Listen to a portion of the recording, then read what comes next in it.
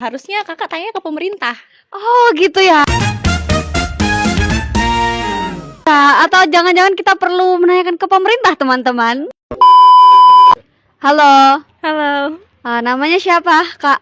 Chloe. Namaku Vela. Namanya Bara. Saya Siska. Fajar. Oke, Chloe. Menurut Chloe, air itu penting nggak sih untuk kita? Ya, penting banget dong, penting. Penting-penting aja. Penting banget ya. Penting banget dong. Kira-kira kenapa tuh air penting buat kita? Cara kebutuhan kita sebagai manusia tuh setiap hari tuh butuh air untuk hidup. Air ini tuh sebenarnya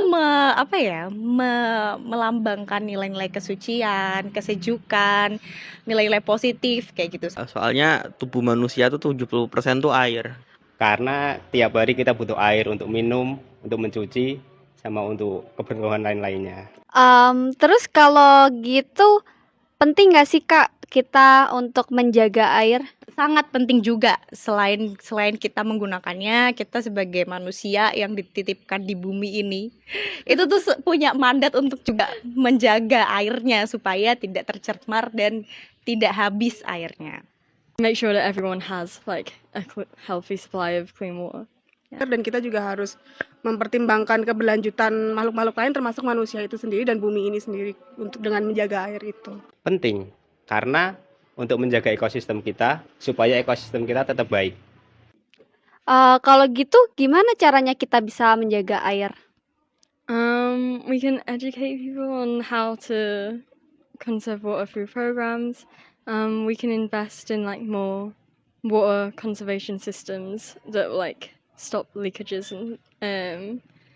and also in like daily life, just be mindful of like how much water you're using. Pertama, jelas ya, tidak membuang sampah di sungai. Oke, tidak membuang sampah. Ya, tapi itu maksudnya kadang sulit ya dilakukan. Maksudnya mungkin aku pun juga atau teman-teman lain kepepet juga nih karena nggak ada tempat untuk membuang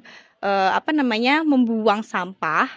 Akhirnya aku membuang sampah di sungai. Maksudnya itu adalah sebuah kesinambungan gitu. Harusnya kakak tanya ke pemerintah. Proses menjaga air itu nggak hanya bisa dilakukan individual, tapi harus secara kolektif. Karena sebenarnya banyak melakukan eksploitasi air tuh malah justru perusahaan-perusahaan. Kita nih hanya sekumpulan debu kecil. Salah satu contoh kecil kita membuang sampah pada tempatnya, membuang limbah air maupun limbah kimia itu sesuai di pembuangannya. Terusan yang terakhir, menanam pohon untuk menjaga dan melestarikan untuk anak cucu kita ke depannya.